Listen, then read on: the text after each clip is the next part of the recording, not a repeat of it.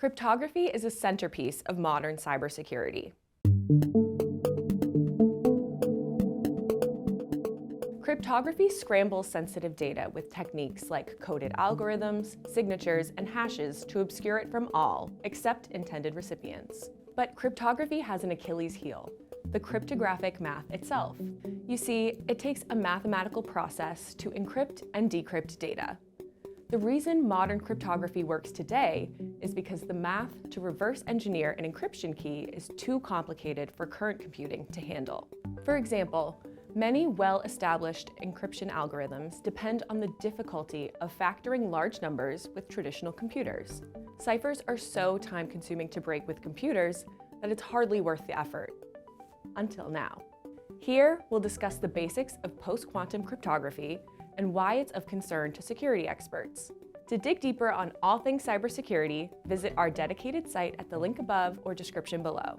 And remember to subscribe to eyeontech for more videos on all things business tech.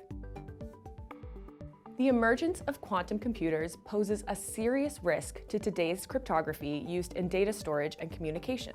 The mathematical ciphers that might take millions of years to break with traditional computers can potentially be broken in days or even hours with quantum computers.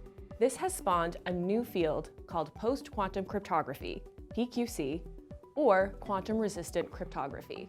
The goal is to develop advanced cryptographic algorithms that are secure against both traditional and quantum computing techniques. The idea is simple.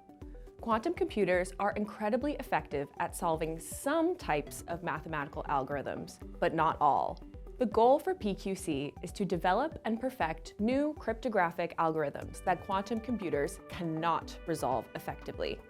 These quantum-resistant algorithms basically render quantum computing little, if any, more useful than traditional computers at breaking encryption.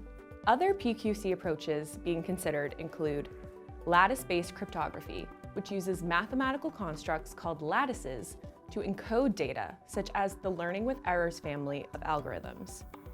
Decrypting the data depends on finding the right point within the lattice.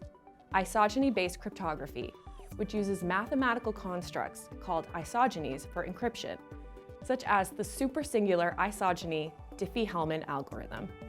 Multivariate cryptography, which uses systems of complex multivariate equations to produce encryption, such as the rainbow signature scheme. Code-based cryptography uses error-correcting code, or ECC techniques, for encryption, basically formulating an encryption key from the underlying data itself. And hash-based cryptography, which relies on mathematical hash functions for encryption. So, what's the rush? Why are security experts so worried about a technology that's still in its infancy? The worry is threefold. First, quantum computing may be in its infancy today, but it's evolving at an incredible speed. There's a serious risk that quantum computers capable of breaking current encryption algorithms could be operational before new PQC algorithms are validated and available for general use.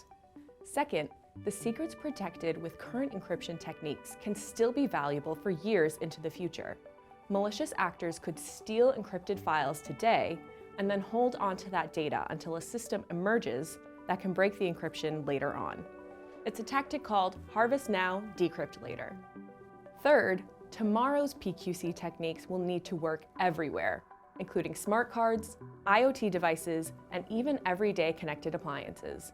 Anything and everything where data must be safeguarded no matter how mundane.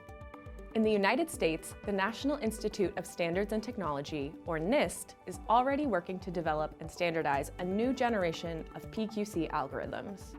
NIST has already released 3 PQC standards: FIPS 203, or Federal Information Processing Standard 203, intended for general encryption using lattice-based algorithms; FIPS 204, intended to protect digital signatures used for authentication, also based on lattice algorithms; and FIPS 205, also designed for digital signatures and uses a stateless, hash-based digital signature algorithm. FIPS 205 is intended to serve as a backup to FIPS 204 if the need arises. Do you think quantum computing is an imminent threat to security? Why or why not? Let us know your thoughts in the comments below, and remember to like and subscribe too.